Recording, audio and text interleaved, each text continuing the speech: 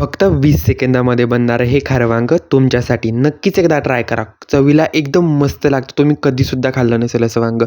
तर तुम्ही बघू शकता इथे आपल्याला हवं आहे एक टोमॅटो, त्यानंतर कोथिंबीर, मिरची, त्यानंतर जेवढं साहित्य दिसते तेवढं हवं आहे आपल्याला. त्यानंतर मी ते नारळ मस्त असा फोडून घेतला. ओलं खोबरं होतं. त्यानंतर मी शेंगदाणे मस्त असे अर्धे कच्चे भाजून घेतले, पूर्णपणे भाजायचे नाही आहेत. त्यानंतर ही आपण इकडे खोबरं देखील भाजून घेऊयात थोडंसं. त्यानंतर ही पेस्टसाठी लागणारं साहित्य आहे मिरची, खोबरं, त्यानंतर थोडीशी कोथिंबीर आणि शेंगदाणे मिक्सरमध्ये मस्त असं बारीक करून घेतलं.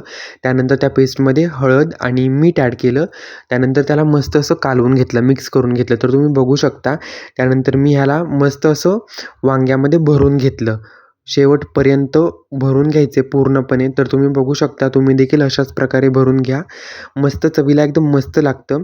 आणि त्यानंतर इकडे मी कोथिंबीर आणि लसूण देखील मस्त असा ठेचून घेतला आहे आणि एक कांदा, एक टोमॅटो एकदम बारीक असा चिरून घेतला आहे. त्यानंतर जिरी आणि जे कोथिंबीर आणि लसूण तेलामध्ये ॲड केलं. तेल भरपूर टाकायचं आहे. त्यानंतर त्यानंतर त्याच्यामध्ये ॲड करायचे कांदा आणि टोमॅटो. मस्त असा कांदा आणि टोमॅटो परतून झाल्यानंतर जोपर्यंत लालबुंद होत नाही तोपर्यंत परतून घ्या. त्यानंतर हळद ॲड करा आणि थोडीशी चटणी ॲड करा. तर तुम्ही बघू शकता मस्त अशी सुगंध सुटलेला आहे आणि मस्त असा आपला कांदा भाजून तयार आहे. त्यानंतर वांगी ॲड करा आणि जो राहिलेला मसाला होता, पेस्ट होती ती ॲड करा. पेस्ट ही तुम्हाला ओबडधोबडच बारीक करून घ्यायची आहे मिक्सरमध्ये. जास्त अशी बारीक करून घ्यायची नाही आहे. त्यानंतर त्याच्यामध्ये थोडंसं पाणी ॲड करा. तर तुम्ही बघू शकता मी लास्टला कढीपत्ता ॲड करतो नेहमीच.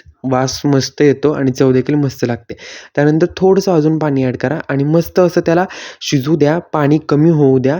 तुम्ही बघू शकता पाणी पूर्णपणे आटवून घ्यायचं आहे आणि मोकळी अशी भाजी बनवायची वांग्याची. तर तुम्ही बघू शकता. नक्कीच एकदा ट्राय करा. फक्त आणि फक्त खूप कमी वेळामध्ये बनते आणि चवीला अतिशय उत्कृष्ट लागते. आणि सबस्क्राईब करायला विसरू नका.